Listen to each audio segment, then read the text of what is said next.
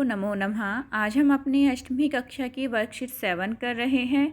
इससे पहले हम अपने 6 वर्कशीट तक कर चुके हैं और हमने प्रथम 2 पाठों का अध्ययन उनमें कर लिया है। आज जो हमारा टॉपिक है वो है विलोम पदानी। विलोम का अर्थ होता है उल्टे उल्टे शब्द, ठीक है। विलोम पद उल्टे शब्द। तो बेटा इसमें को अपने नोटबुक में लिखना है और इस पर आधारित जो क्विज़ है ना उसका लिंक मैं डिस्क्रिप्शन बॉक्स में दे दूँगी। आप वहाँ से जाकर क्विज़ करना और उसका जो स्कोर आएगा, जो उसके मार्क्स आएंगे, उसका स्क्रीनशॉट लेके अपने टीचर के पास सबमिट कर देना, ठीक है बेटा। तो विलोम पद के बारे में सबको पता ही होता है, फिर भी मैं थोड़ा सा एक्सप्लेन कर देती हूँ। अधिकः अधिक, न्यूनः कम। अधिकः अधिक, न्यूनः कम। दिवा दिन, रात्रि रात।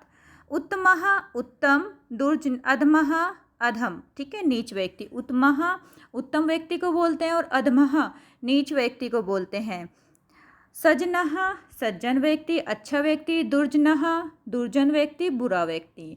कटुः कड़वा, मधुरः मधुर। कटु कड़वा, मधुरः मधुर।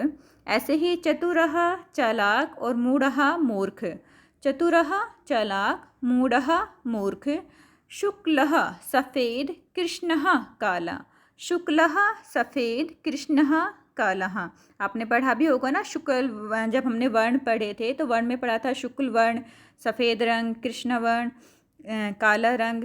तो जब हमने वर्ण किए थे ना बेटा, वर्ण का अर्थ होता है रंग, तो हमने ये किए थे।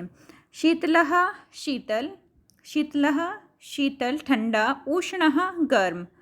हर्षः हर्ष होना, खुश होना। शोकः शोक में लीन होना, उदास होना। जैसे किसी को कोई एक्सपायर हो जाता है तो वहाँ शोक सभा रखी जाती है कि अर्थात वहाँ पर दुख की घड़ी है इस टाइम। और हर्ष का मतलब होता है खुशी, खुशी का समय होना, हर्ष।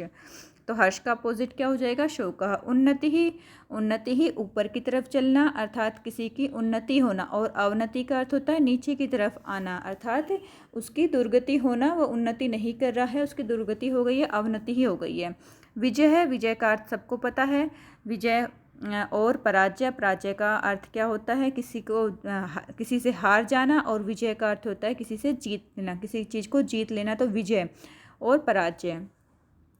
जीवितः जीवित व्यक्ति, जिसमें जान है उसको हम जीवितः बोलते हैं। मृतः मृत व्यक्ति, जो मर चुका है, अर्थात जो डेथ हो चुकी है जिसकी, उसको बोलते हैं मृतः, मृत। स्वतंत्रतः स्वतंत्र, इसका आपको सबको पता है। परतंत्र, ठीक है।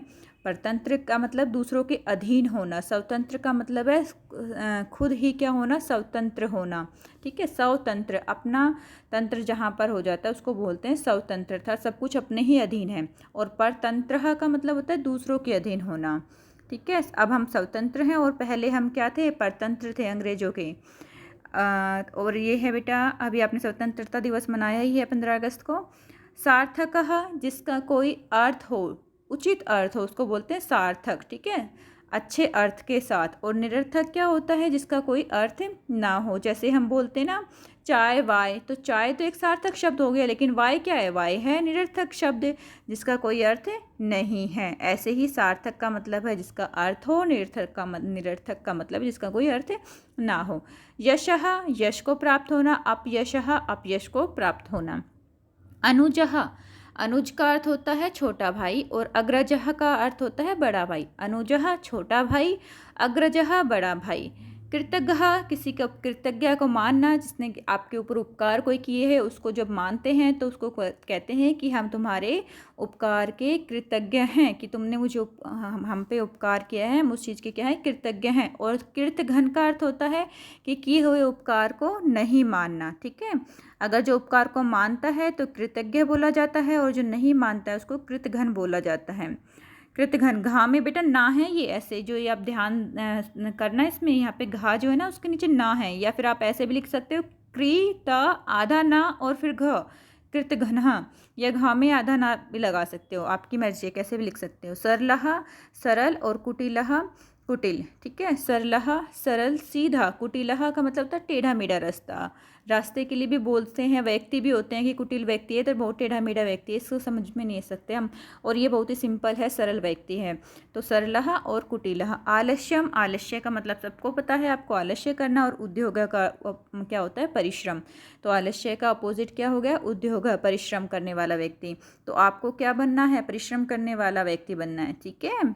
ओके बेटा, तो ये हमने विलोम शब्द कर लिए हैं, बहुत ही इजी हैं। ये आप अपने नोटबुक में लिखकर अपने टीचर को सबमिट करवा देना, और क्विज़ भी करके बेटा वो भी सबमिट करवा देना। ओके बेटा, टेक केयर।